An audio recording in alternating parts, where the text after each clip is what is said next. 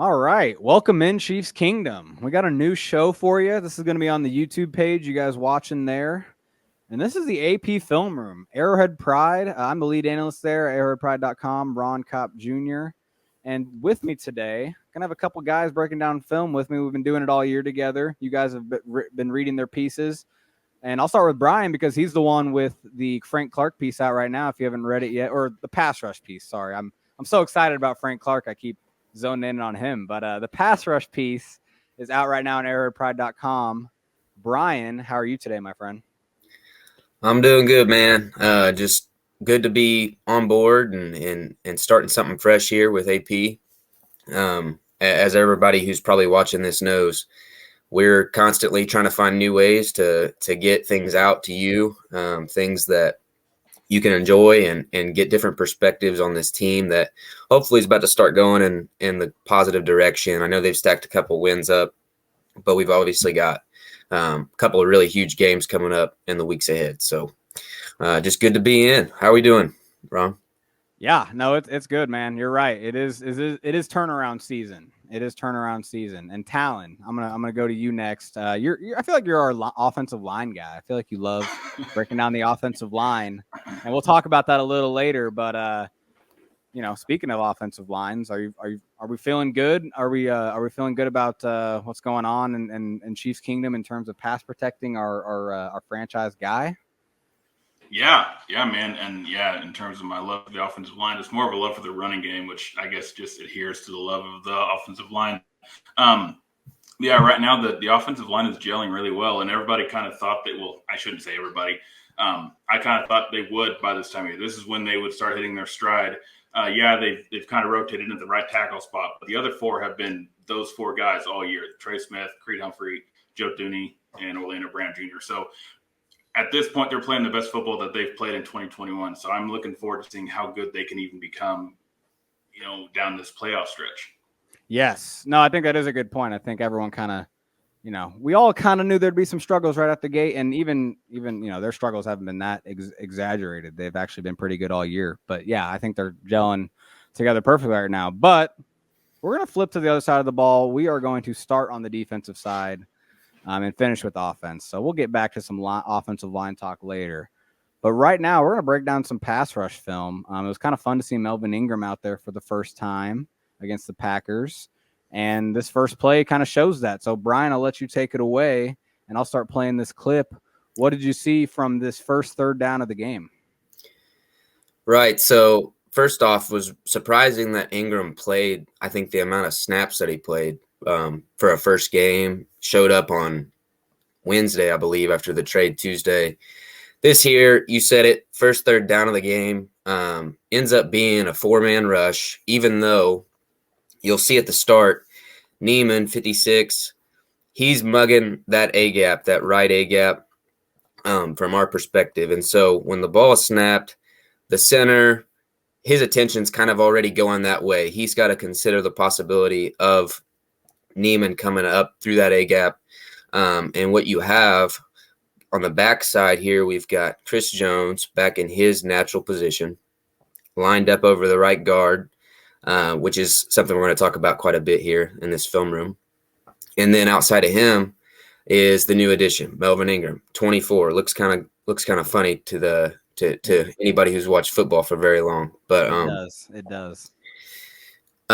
So something I talked about in the article that dropped today was when these guys are on the field, and this group of four is arguably the best set of pass rushers that the team could put out. I mean, Wharton probably fits in there to some degree, possibly for Reed. But even when one or two, three of these guys lose, there's always a chance that one of them is going to win, and they're going to win fast. They're going to win in a way that impacts the play. That's something that, I've done quite a few reviews on the defensive line and the pass rush. That's something that wasn't always showing up. That wasn't always the case in terms of having guys who were capable of winning in a hurry. It certainly weren't showing that ability. And so you see over to the right, Clark got a pretty good jump on this snap, but I think he was a little surprised by the left tackle, Jenkins, his aggression with his set, his power with his set. Reed's obviously occupied by the double team. Jones, I think, actually does a pretty solid job, and maybe in different circumstances, he turns that corner and disrupts the play. But who we're really focusing in on here is Ingram. And I kind of was thinking earlier, it reminds me a little bit of the days of Justin Houston, the way that he plays, his playing style, coming out of that 3-point stance. He engages this left tackle, great pad level. He gets up underneath that tackle. Watch his knees, the way that his knees drive all the way through. I mean, he never stops.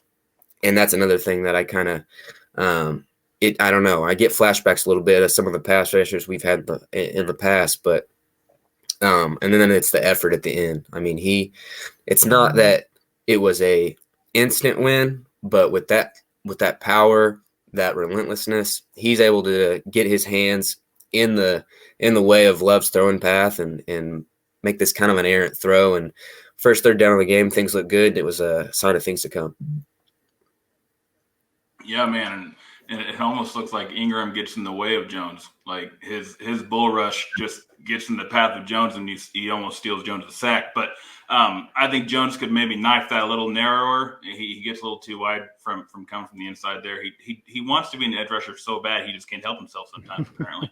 But yeah, no, this is a good rep from Ingram and the new guy, showing what he's worth and showing that he's here to win a championship. And this is the kind of reps that we need to see out of Ingram when he's on the field. So this is great. I'm pleased with Ingram's effort here. The other three are kind of stoved up, but it's a good rep, third down, and it's a forced errant throw.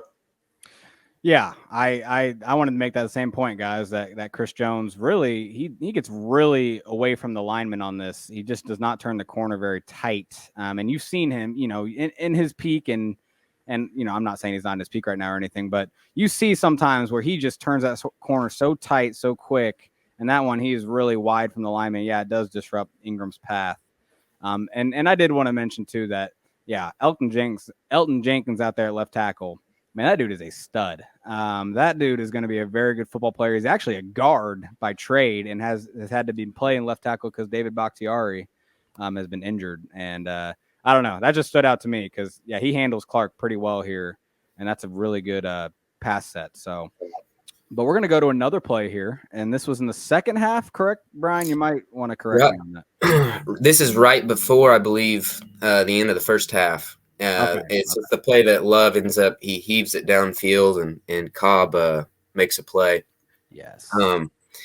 Anyways, Green Bay at this point, they had adjusted a little bit for all the pressure that Kansas City was either manufacturing by sending 6-7 guys. Spagnuolo was uber aggressive, and that's obviously because you've got a first start for this quarterback.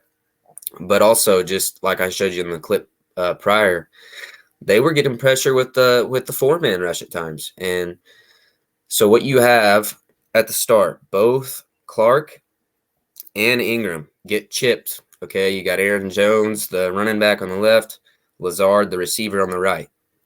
And they do a pretty good job. They execute what they set out to do. Ingram, obviously, he's not expecting that at all. And he gets put down quick. Clark, I don't know. He was just kind of stuck in no man's land there, not really sure what to do at first.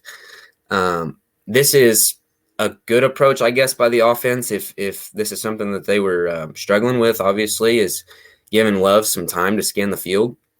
But first thing, Chris Jones, okay, he's basically the only guy on this play that's rushing the passer within the first 2 seconds. But because he's back in that natural defensive tackle position, I mean, you just watch him. I was a little concerned about him losing weight and going to defensive end, and then now he's coming back to defensive tackle. Would that change the way that he looked at the position? Because I don't know what his playing weight is right now, but based on what we saw Sunday, that's not the case. I mean, when that ball snapped, he's across that right guard's face quicker than he can handle, and then it's on the center. And even though the center's hat, his helmet is higher than Jones, if you look, Jones' hips, his knees, they're bent, they're underneath that center. And so he's able to really overpower him and kind of push him in the general direction he wants to. I mean, personally, I think you probably definitely could have called him for a hold 62 there.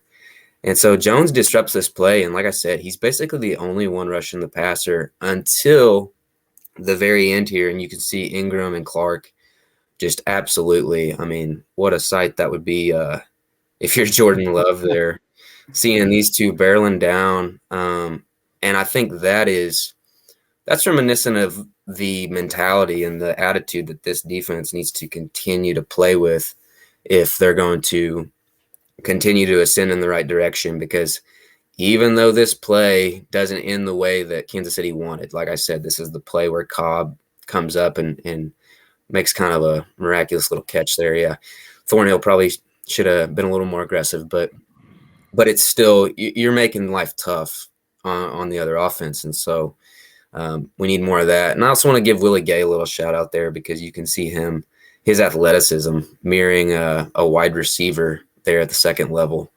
It's pretty special. So a lot of good things with that play, but Jones especially, I think him being back in that spot is going to be a great thing moving forward. Yeah, and kudos to the offensive staff for the Packers on drawing this protection up, because that's what allows this plays to happen, because they know Jones is going to be knifing inside like he does, and if Ingram's able to get outside like he's going to, first of all, that can't happen. He cannot get knocked on his rear end by a wide receiver. It just can't happen. That's a bad look, no matter what angle you're coming from. So anyway, but if that doesn't happen, if Ingram's able to control the outside, Love didn't get outside the pocket, and Jones is able to get that sack. And yes, that's 100% a hold. That's a terrible missed call. But so I think there's a couple things going on. Obviously, the chess match between the offensive and defensive staffs, and the offensive staff for the Packers won that one. Jones is doing everything he can, and I love the late effort there from Clark and Ingram as well. But the effort's there for a lot of folks. The execution's not. But yeah, I think this was a play that could have easily been going the other way. Yeah, you even see, and this is a little nitpicky, but you see the ref reach for the flag. I mean, I don't quite understand what the case is there, because this was like the only big play the Packers got. But I'm not here to complain about the refs. I think one thing before we move off the pass rush, and it's just a general point with Chris Jones back at defensive tackle, is these quarterbacks, when you're dropping back, instead of Chris Jones coming from the edge, from like your peripheral vision, he's right up in your face from the interior. And I feel like that is like almost half the battle, or half the reason why Jones is such a force and why he needs to be inside when he's pass rushing. It's because he's so tall and so big that even when he's not, and I know he gets great penetration here and gets to the quarterback, but even when he's not truly winning the rep, but he's getting some penetration, it's just because it's right in front of the quarterback's eyes, and it's kind of, he's so tall and big, like I said, I feel like it just kind of makes a quarterback panic a little bit, even if there's not actually a win happening and he's not actually about to get a sack or anything. So I think that's kind of just a point on why when they're rushing the passer, Jones should always be on the inside. I don't think there should ever really be a case where he's on the edge, especially now that Ingram's there. I also wanted to give a shout out to Frank Clark, because I really like how he, instead of just kind of, after he gets the chip, instead of just kind of flying upfield and just trying to win the rep, he just kind of takes his time, patient, keeps his eyes on Love, and watch, as soon as Love breaks the pocket to the right, Clark reacts lightning quick. And how fast he closes down on him is impressive to me too. So I wanted to give Frank some love. I feel like this show is going to give Frank a lot of love over the next few weeks. So we'll just keep doing it. But you betcha. So that was the defense. That was some defensive talk. I was actually really impressed with the cornerbacks too, and I kind of wanted to break down the cornerbacks. But I went against it, and we'll save the cornerbacks praise for another day when they're not playing Jordan Love in his first career start. So that's the only thing. Talon, I'll let you take it away from here. We're going to be talking about the run game now, which you've already professed your love for earlier in the show. What are you seeing here? This is the first run of the game on a 4th and 1 on the first drive. Yeah, well, first of all, who doesn't love to see the old school fullback in a 3-point stance in the I formation? Man, it gives me if that was 49-31, I'd be having some real flashbacks. But we got 45-31, and I'll take it. But no, we got a guard pull here. We got Thuney. We probably the Chiefs probably have one of the best combination of pulling guards in the league. Trey Smith can pull with the best of them. Joe Thuney's right there. But as we see here, just the collapse of the line of scrimmage from all the down blocking, and then Thuney coming up. He doesn't necessarily get a blowout block, but he does his job, right? He gets a hat on 51. The key block here is Barton, the fullback. He does a fantastic job of locking up that primary defender there. And then, oh my word, Darrell Williams, where did this come from? He completely just takes on, I believe that's a defensive lineman's tackle attempt. If it's not a defensive lineman, it's a big-ass linebacker. But that's a heck of a job, staying square, running behind your shoulder pads, keeping your feet moving, and maintaining your balance, and just keeping on your path and hitting the open grass. Man, this is a great run, great execution by everybody. Even the second level blocking, I can see Robinson up there trying to get a hat on somebody. So this is a great play on a when you need short yardage. Man, this is the type of football that people didn't think the Chiefs could play, but they're kind of forming this identity now, and I love it. Yeah, I wanted to point out a few blocks. First of all, I feel like Lucas Niang really opens up this gap here with the down block. I feel like he really makes movement here. I know the guy shifts down anyway and kind of gives him the space to do so, but I feel like Niang really seals this wall off really well and gets that huge lane. So that was good to see. It was kind of sad to see him get hurt on later this drive. But also I wanted to point out, because you're right, it was Kenny Clark actually that he runs over. He actually loses. I think it's Creed Humphrey here. Yeah, Creed actually kind of. Yeah, Creed kind of lets him slip out of it. You'd like to see Creed just kind of hang on, but Kenny Clark's a really good player, so it's kind of hard to get on him too much a little bit, I guess, for that. But yeah, you'd like to see Creed stay on it, because if Creed does stay on it, I mean, there's no one there stopping this run. I mebecause look at that. I mean, there's a ton of open field. You got this safety coming over at the Amos, I believe. But yeah, and because at first I thought it was a linebacker, and I thought Thuney actually missed his assignment. I thought Thuney should have turned back into the hole and found him, because I thought it was a linebacker. But no, Thuney actually does a great job, because Blake Bell blocks down on the backside linebacker. The play side linebacker is kind of more to the right, and that's where Thuney's supposed to be going. So yeah, I think this is a really well executed play, except one little miss block on Creed Humphrey's part.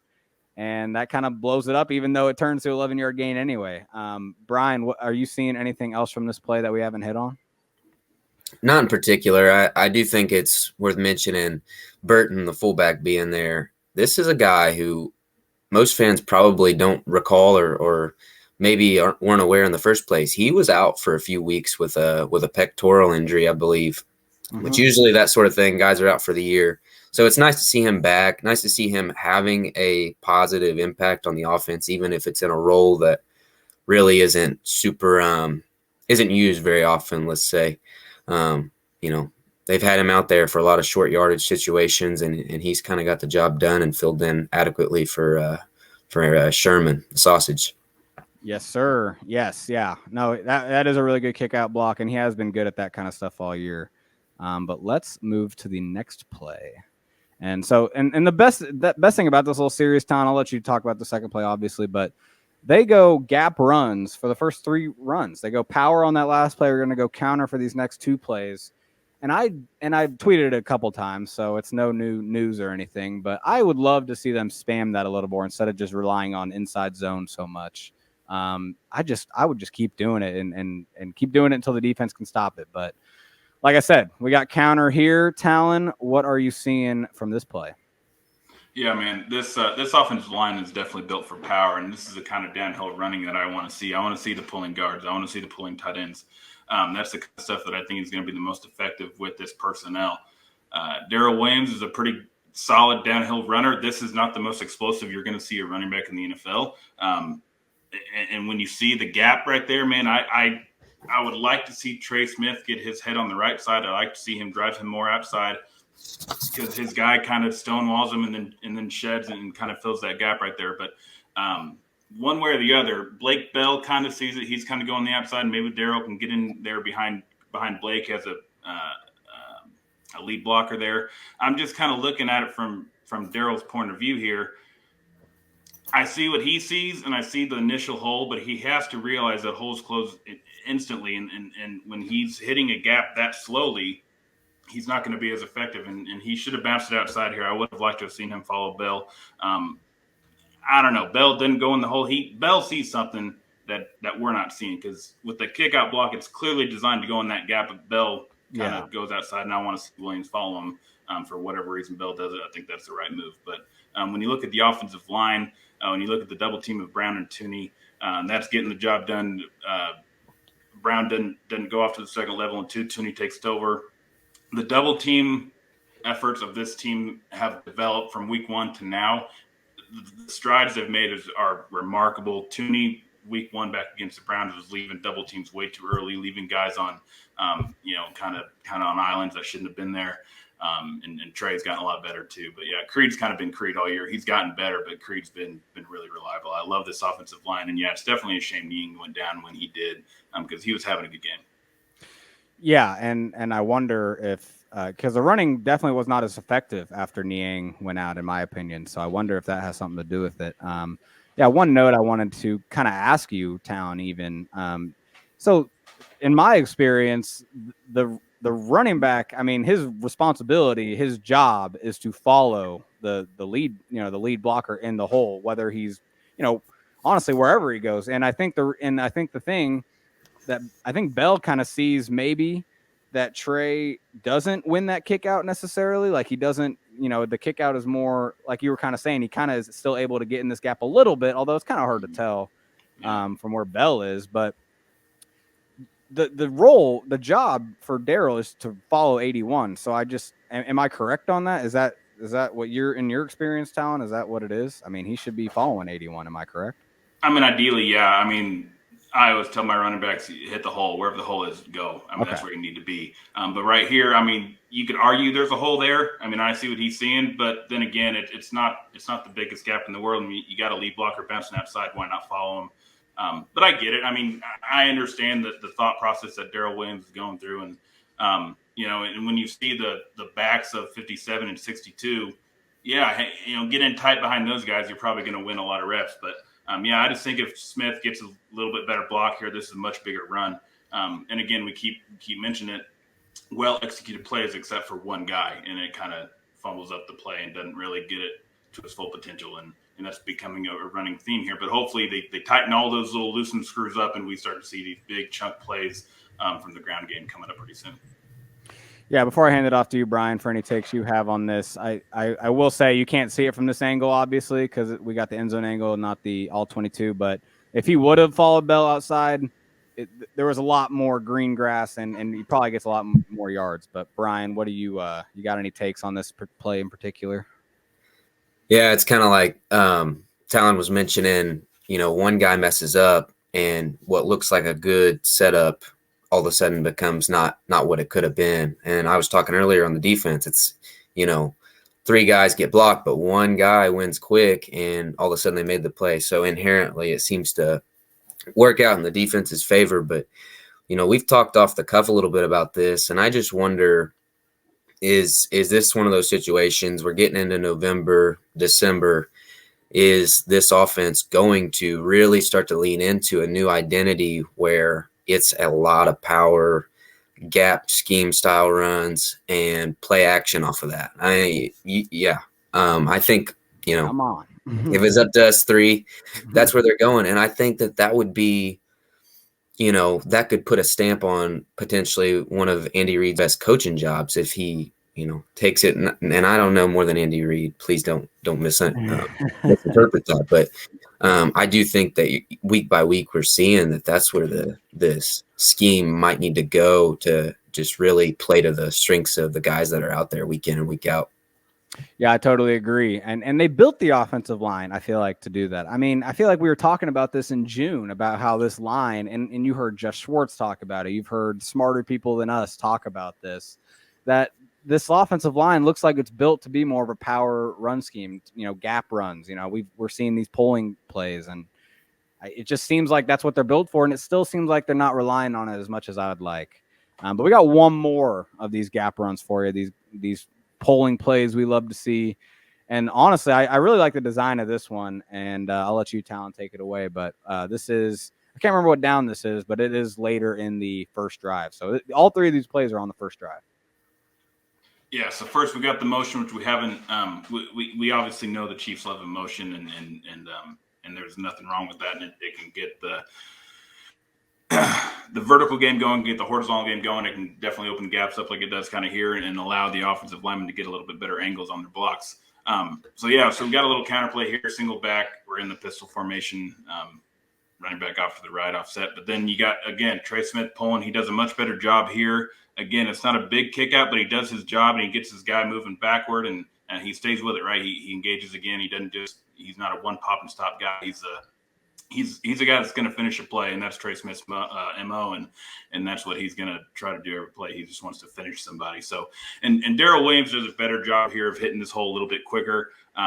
It's still not the most explosive thing you're going to see in the world, but man, Darrell Williams isn't the most explosive guy. That's just not who he is. But he was coming into the season as a primary backup, and he's stepping into a big role that he's doing a good job of filling. So, and again, the collapse and the double team from Dooney and Brown, the second level blocking of Tyreek Hill, you can see Travis Kelce getting his block up on that second level. He does a great job of selling his block on 53, kind of getting 53 to sell in. And then all of a sudden, here comes Smith. It's just, I love seeing Kelce work in the run game. That's probably as good as he is as a playmaker and as a pass catcher.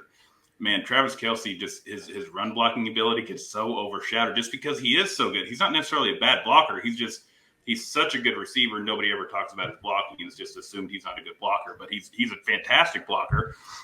And you can see it on this play, just everything he does. And then Tyreek Hill, man, the same thing. Anybody that says this team doesn't care about winning is ridiculous. I don't know if that's really even a thing that's been said, but look at the effort from the stars on the team. It's not just the offensive line. It's Travis Kelce and Tyreek Hill. You're all pro guys that are out there getting the dirty work done and allowing Darrell Williams to have runs like this. And you love to see the effort and you love to see the execution. And I hope we see plenty more of it. Yeah, that was the Travis Kelce thing was the first thing that stood out to me, honestly.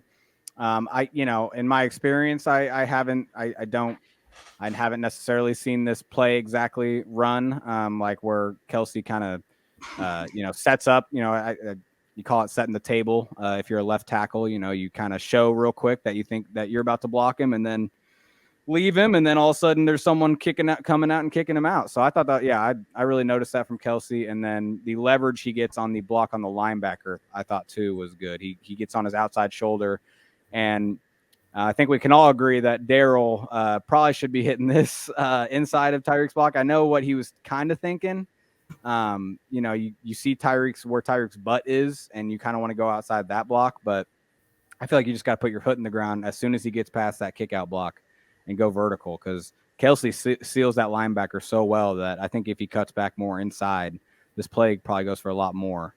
And maybe I don't know if you had other takes, so feel free to say what you want to say, Bryan, but I was just going to kind of ask you, is this another example of the Chiefs kind of could use a little more explosion at running back? Because in the years past, a guy like Kareem Hunt or Jamal Charles, I mean, this might be a touchdown run. When he, cutting that up right there where I was kind of talking about between Kelce and Hill. Do you have any takes on that, Bryan? Are the running backs doing enough for you? No, I totally agree. And I think if you've been watching these games all season long, you see, at multiple times a game, there will be setups, lanes where these running backs, they have opportunities to break off explosive runs, 20-plus yard runs, and that's not always happening for one reason or another. Some of it, maybe even much of it, due to just physical deficiencies. And I think we hoped that Clyde Edwards-Helaire would look more, like he had more spring in his step when he was playing, or, McKinnon's a guy who's had a lot of explosiveness in his career and for whatever reason hasn't really put it together yet for the Chiefs. So it would be a big help here coming down and towards the playoff picture if one of these guys would really start turning these runs into the kinds of plays that they could be. Yeah. Who do we think is the best running back on the team? We all think it's Clyde still, right? Is that a fair assumption? I mean, yeah, I guess. Ooh, I mean, yeah, I guess. I would say he's number one. I mean, I'm not overly impressed with Clyde. I mean, he's a good running back, but I don't know. I'm not gonna. I don't want to get on a hate train of Clyde Edwards-Helaire because he's a fine running back and I like him, but I don't think he's done enough to set himself as like the clear number one running back on this team. Okay, that's. I mean, because I agree to an extent, but when you talk about who he's running, who's in the backfield with him, then I'm like, well, yeah, then he is the best running back because I think so. He's the best because everybody else is just worse. Hmm. I mean, a little bit. I mean, I guess so. Yeah. Okay. I see. No, I agree. I see your point. I mean, given the running back room, he is definitely the most talented guy. So yeah, that way. I mean, but I stand by my point. He's not done enough to cement his role as an every down guy. Yeah, no, I agree with that. And real quick before we move on, we'll get to our last plays. But I don't know what you got. Did you guys see anything from Derek Gore this game? Because I thought he played pretty good in the Giants game. But man, and we could have clipped some of these, I guess. But man, I thought there were a few plays where I was really like, oh man, this guy shouldn't even be on the field against the Packers. Did that just stand out to me, or did you guys notice that at all? I mean, a little bit, and I mean, you can see it in the reps. I mean, you can kind of see it in the it's one thing to make an impact, right? It's another thing to be impactful week in and week out. And once you kind of make that ripple, sometimes the ripple effect isn't as big as that initial ripple that you make. So I think that's kind of just the situation here. Maybe he's kind of a little shell shocked, like he said, last week, he didn't expect to get all his carries, right? So I don't think he's maybe not ready for that sort of role, but that maybe that's again, this is all just from my perspective. Yeah, no one hold us to these opinions because next thing we know, Derek Gore is going to be going off for 150 against the Raiders this weekend. So yeah, right. I'll take my L. Any parting shots for the running game, Brian, before we move on? Nothing crazy. Just like I said, I'm excited to see hopefully they continue to evolve and lean into what these guys are doing well. And more than anything, please stay healthy. Oh God. Well, I'm knocking on wood, so don't worry, we're good. Yeah, there we go. All right. Well, we're gonna go to the most fun part of the show, and that's kind of said sarcastically because we're gonna be talking about Mahomes in the passing game again. I do think talking about Mahomes is the most fun thing to talk about most of the time in Chiefs Kingdom, but it is a kind of a frustrating topic right now, and this is the incompletion heard around the world, as I coined it on Twitter. We are all talking about this incompletion. He attempts a deep post to McCole Hardman. When he had Travis Kelce wide open over the middle. I want to ask before I get into it, how many yards is Kelce gaining on this, fellas? He gets wide open. If the ball's out right here, I mean, that's a very long play. I mean, am I wrong on that? Or, I mean, how far is he taking this, guys? He's definitely, doing his patented catches it on the right shoulder, turns left, or vice versa, which that move still every time amazes me equally as much. But, there's a first down to be had there, at least. I mean, look at just look at all the green grass to his right. I guess Mahomes' left. If he would have hit him out of the break, and all these DBs on McCole and Tyreek's side are just bailing super hard to get downfield. I don't know, man. That might be 20 or 30 yards. That's a big gain. That underneath linebacker is going to the flats, and so his momentum's going the wrong way. I think Kelce can run away from that initial guy coming in. Yeah. I think that's a gainer. I think he's maybe caught at the 25. Yeah, and so to set the scene for this a little bit more, it's first down. They've actually just gotten a couple first downs in this drive, so there was a little momentum building, and I think that's kind of why maybe Mahomes was feeling this throw, because in my opinion, there's just no reason to really try this throw unless it's, I think the reason he did is because it's a first down, and he's trying to just maybe taking a shot, because and maybe go to the end zone angle real quick. He sees Kelce, and decides to pass it up. So and he admitted as much in his post game press conference. So it's not like this dude just didn't see Kelce. And you can actually, I'll go back real quick again. You can kind of see Kelce throw his hands up after the ball is released. A little frustrated. I think Kelce is getting a little frustrated right now. But my main point on this is just that, first of all, if this is Tyreek Hill you're throwing to, I feel a lot better about it. Because we've seen Tyreek go up and get a pass over a guy when maybe he shouldn't have gotten it. You're throwing to Mecole Hardman. And, I mean, I know he does well in his role at times, but I think we can all agree at this point, he's not really this receiver that you can trust to make any sort of play on the ball. And this is an absurd play if he was able to go and get this. I do think he had the chance to, and I think if he plays through contact a little better, he could have, and maybe he's a little taller too. But I just think that's the most egregious part to me on this is because I love Mahomes taking shots, and I'm glad he's not getting neutered and getting like conservative. I'm glad that he is still trying to get these shots in, but the safety is facing Mecole, and the cornerback's in pretty good trailing position. There's not really a good space to put this throw unless he's putting this in the back of the end zone but Mecole stops running, and that's the thing. And Mahomes actually does try to put it into a place where he fronts the safety and kind of makes it more of a jump ball.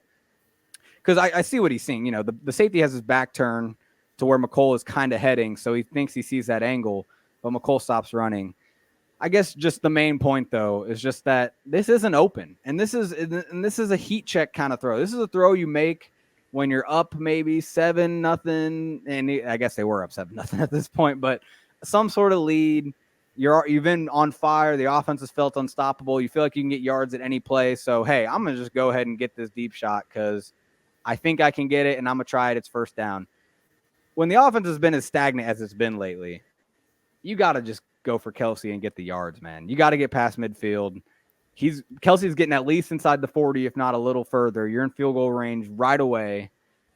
I really don't like that he attempted this. And I don't know how much else you guys even have to add to that before we move on to our next Mahomes play, but I'll leave it open real quick and feel free to say, if you don't have anything to add, but I would really like to see Mahomes kind of just understand the situation, say, hey, let's just get some yards. Let's just keep this drive going. Let's not try to do too much. Because this could be an interception too, could it? I mean, he's throwing into double coverage pretty much. Well, and I think, you've hit on all the points, especially with the Mahomes piece. But this play, to me, is a clear example of why we are hearing these rumors about Odell Beckham, possibly, the Chiefs have an interest in him. And who knows, by the time you're seeing this video, who knows what's happened. But Mecole Hardman, it's just like you said, Ron, there is no reason at this point to trust this guy to make a play, especially when there are defenders around him. His catch radius with defenders around him is non-existent, and it's almost to the point where he's got this trend going where he just looks for penalty flags, and there's really no reason to. It's just like a cry for help almost. And so I'm pretty frustrated with his development, like I think a lot of people are.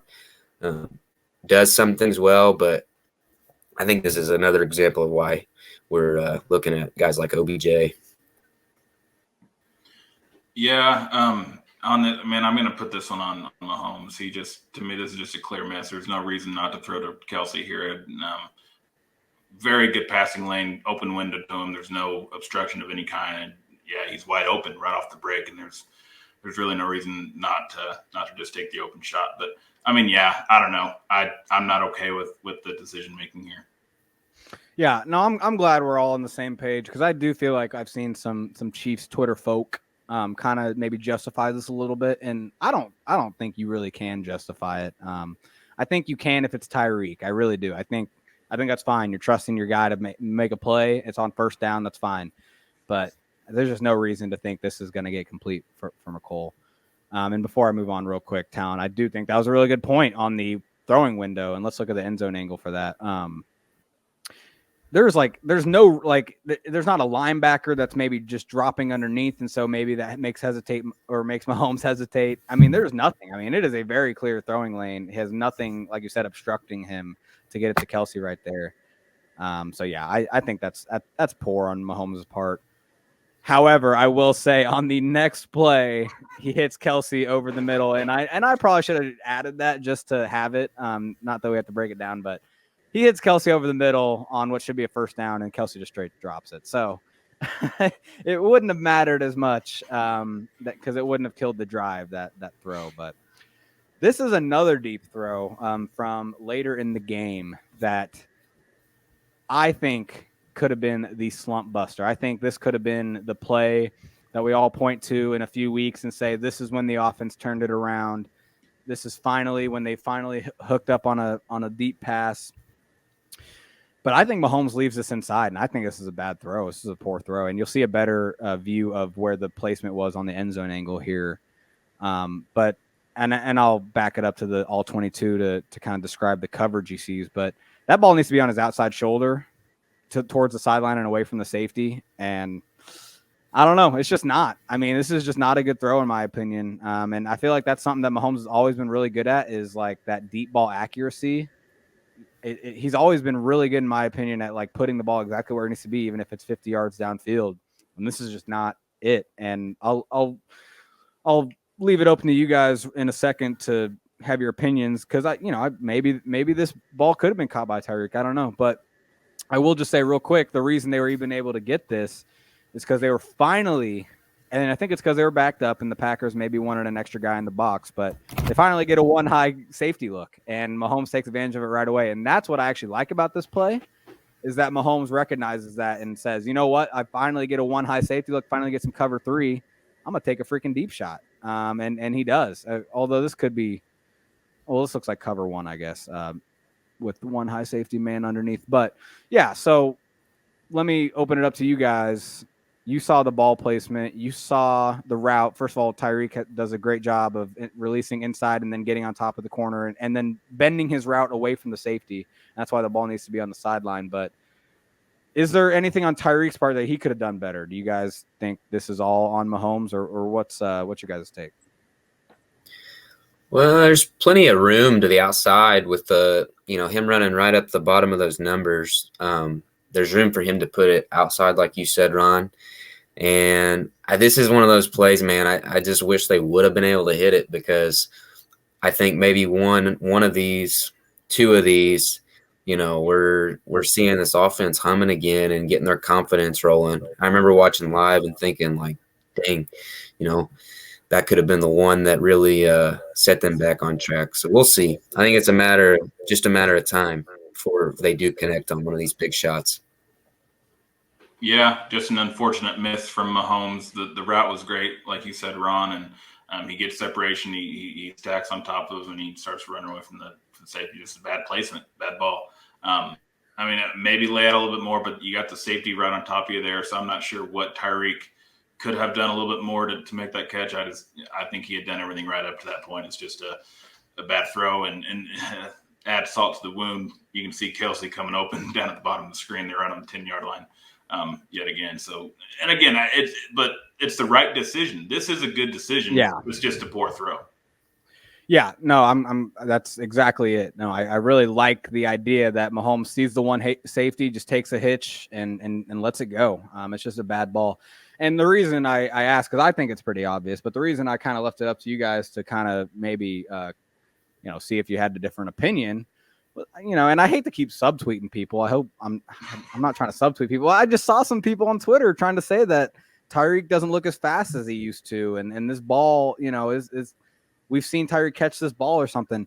Man, look at that separation he creates from the cornerback. I mean, he looks as fast as ever to me. So I hate to keep subtweeting people, but it's just I keep doubting myself a little bit on my opinions because I see that opinion out there sometimes.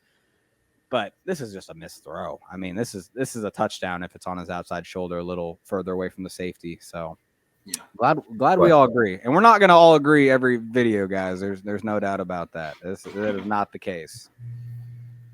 But all right, One last play before we close it out. Appreciate everyone watching. I hope you guys are enjoying this.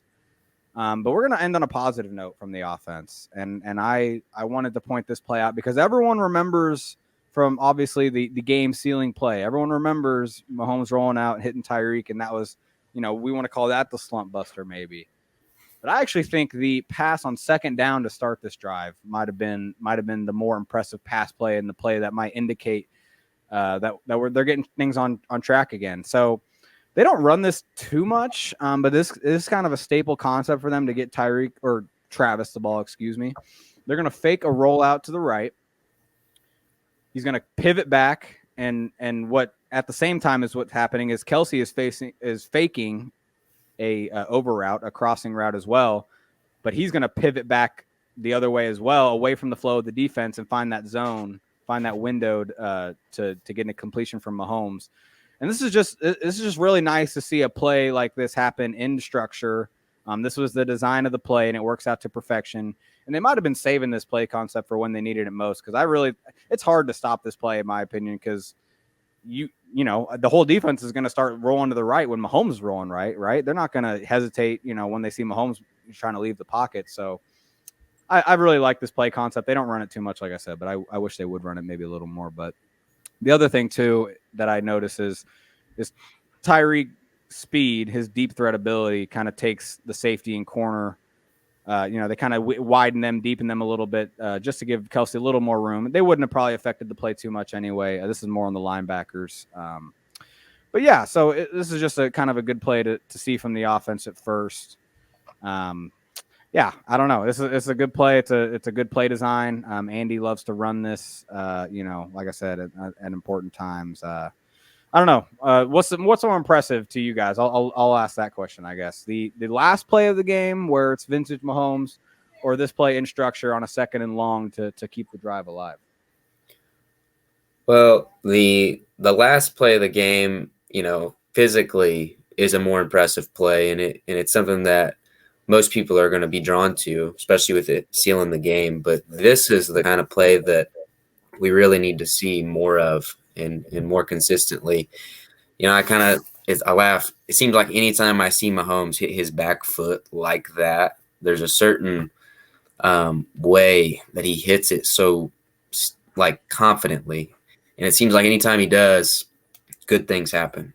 And especially plays like this. This used to feel like a weekly occurrence where Travis Kelce finds a hole in zone coverage and there's no one within 10 yards, and you just don't even understand how that's possible. But that's what these two do, and he's turning up seamlessly, and it's a huge gain. And so, this is the stuff that we need to see more than anything, even including the play that sealed the game at the end. Yeah, I mean, this is what I would imagine. I mean, obviously, I think the first play to Kelsey would have been bigger, but this is what I imagine had Mahomes hit Kelsey instead of taking the deep shot to Hartman. You get just that zip of a shot, the clear lane to Kelsey. There's no thinking. I think Mahomes sometimes is overthinking these things. He's kind of overreading and overanalyzing instead of just seeing it, believing it, and taking your shot. And I think that maybe kind of what bit him a little earlier was just taking the shot, and now he's a little hesitant. I think there's just so many things going on in his head right now. He's thinking about making mistakes. He's thinking about making the right play. He's thinking about reading a defense. He's thinking about the losses. There's a lot of things going on with 15 right now, and but this is a good play, and this is a good rep to get that whatever rust is on him or whatever nagging little frustrations are there, and then obviously the end of the game throw to Hill was right there with it. So yeah, I love the two throws that were made, and I think this is a good way to get Mahomes to believe in himself again. And not to say he doesn't, but that might be one of the issues, just kind of believing in himself, believing in the guys, and believing that they are the best team in football. But I don't know. This is a good way to get there. Yes, exactly. Yeah. No, I like what you said, Brian, about the coming off his back foot. You're right. You kind of see that kind of hitch off his back foot sometimes, and he's about to throw a rocket on time somewhere. And that's the other part about this too, is how on time it is. I mean, he's throwing this. I guess it could have been a little quicker out of Kelsey's break, but he's throwing this right away on time, right as Kelsey's kind of settling into that zone before the linebackers can react and close back up. So, yeah, I just want to see. This is the kind of play that makes me confident that it can get better going forward. We know he can make plays out of structure. We know he can. It's a lot harder this year because of how defenses are playing them, obviously. But we know he can. It's these plays in structure, in the design of the play. Hitting the route on time is kind of, that's the confidence builder to me. That's the thing that's gonna make me confident, and obviously probably him too moving forward. So yeah, it was a good way to end the game for sure. The offense decided to save their best for last. They had their drive first, drive last, and everything in between was a steaming pile of garbage. So, all right. Well, that is the clips we have today, everybody. Really appreciate you watching, listening, joining in. We'll maybe eventually get to this point where we're going to do it live. This is pre-recorded, obviously, but we want to do it live so we can interact with you guys. Maybe, take your comments as you see a play, point something out that maybe we didn't see, or ask a question. We always, that stuff is going to be happening soon. So stay tuned. I'll let you guys kind of say bye, I guess, and we'll see him later. But I'll let Bryan go first. Just let them know where you want to find you on Twitter, and any other plugs you want to plug right now. Yes, sir. So you can see there on the screen my Twitter handle at Bryan Stewart _. But don't just follow me. Definitely I'm putting out some things each week with the film reviews. Talon's putting things out. Ron's putting things out. There's so many other guys, though. The AP Army is growing. It's huge. And you're going to get so many valuable perspectives about this team that we're hopefully about to see take a heck of a run. So thanks for joining. Yes, absolutely blessed and humbled by this opportunity, and just thrilled to be able to talk football and have people listen and interact. And I love breaking down film, love talking film with these guys. And yeah, man, to take it back off of what Ron and Bryan have said about the Arrowhead Pride content, and just the staff that has been put together, and just the football minds that are all collaborating. And it's really special to be a part of, and even more special to see unfold from right there ringside seat. So looking forward to this show developing and getting a wide fan base. Well, that's it, guys and ladies. If you're listening out there, watching out there, appreciate you guys watching. Make sure you follow Arrowhead Pride on Twitter, all the social medias. Make sure you're keeping up on the podcast network. We got a podcast pretty much every day of the week. You'll hear me and Matt Stagner on the Out of Structure podcast answering your Twitter questions every Monday. Got Pete Sweeney on the editor's show, Pete Sweeney and John Dixon on the editor's show. Got our Great British Chiefs show. Got Ron and BK reacting to the Chiefs on Fridays. They usually preview the game with Steven Serta on the mic too. So got a lot of content for you guys. Hopefully you're enjoying it. Let us know if you are, and we'll catch you next time. Thank you very much.